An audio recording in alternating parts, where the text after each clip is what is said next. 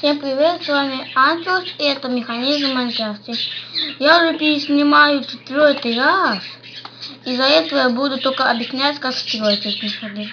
Это я ловушка для шахтеров. Ломаешь блок и падаешь в лаву. Уходишь, это у меня тут тогда проблемка забыл.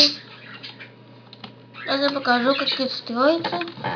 Сюда ставишь липкие поршни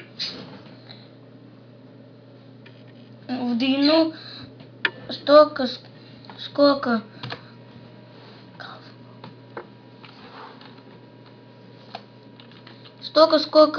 тут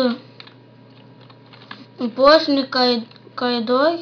Ставлю липкие поршни, сюда блок, а под это лаву, под эти блоки. Тут проводим листом. Я вижу, где поршни, еще два сюда, два сюда. Сюда ставим повторитель, сюда красный факел, блок на этот красный факел, проставляем листом, повторитель, желательно на полную задержку, и листом к этому поршню, и высоту песок, и тут блоки. Не больше 12 блоков. Ну, с вами был Антус. Подписывайтесь на канал, всего лишь несколько кликов по мышке. Ставьте лайки. Всем